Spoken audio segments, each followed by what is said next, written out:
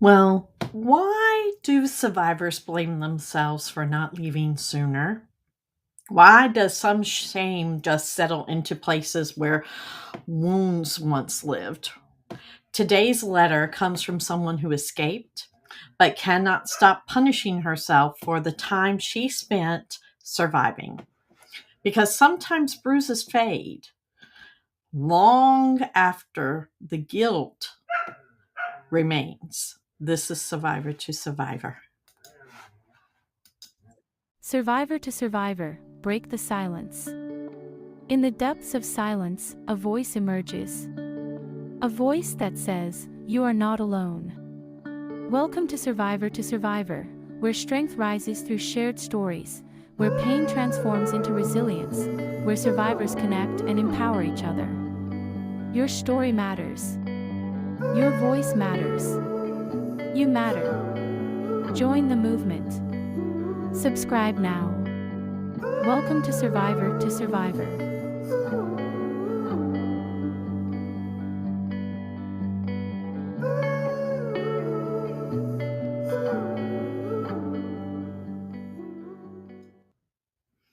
Well, welcome back. Today's email definitely is one that many survivors had struggled with this question. Why do I still blame myself? Right? So let's get into it.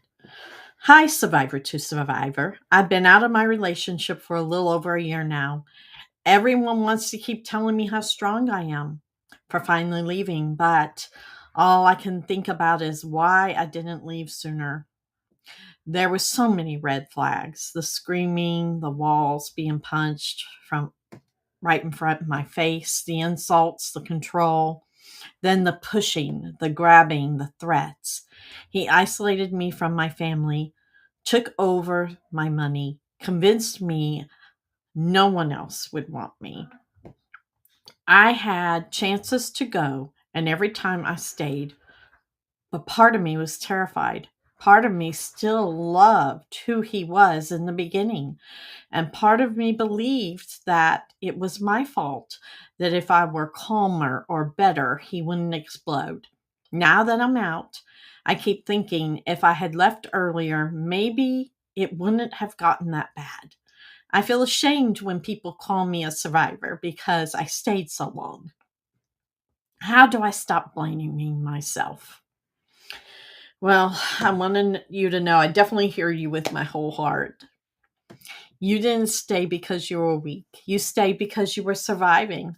Abusers don't start with violence, they start with charm. By the time that mask slips, you are definitely trauma bonded and isolated.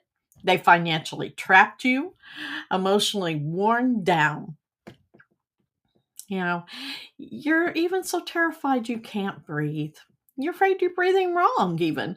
That version of you didn't have to do with where you are now. Now you're perceptive and you're thinking about your safety and support, and you're thinking clearly for the first time. You're judging yourself from the past. And with the knowledge of the present, right? You've learned how to work through your pain. But when you left, your body, your mind, your spirit, uh, we're not in tune with all of that. And when you finally were aligned, it was enough for you to break free. And at that moment, that had to be something you fought for and fought your way towards. So there's no shame in surviving that. There's no shame in hoping someone you loved would change. And there's no shame for you just being human.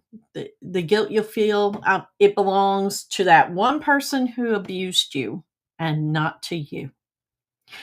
So if this episode spoke to you, or if you've been carrying some self blame for staying, know this: there is nothing wrong with you. You survived something designed to trap you. If you'd like to submit your question, email us at podcast@breakthesilencedv.org and help us survivors rebuild lives through our Walmart Spark Good Roundup program. Visit walmart.com/sparkgood. Choose Break the Silence Against Domestic Violence as your preferred charity and round up your total at checkout. Every penny helps survivors claim hope. And thank you, and we'll see you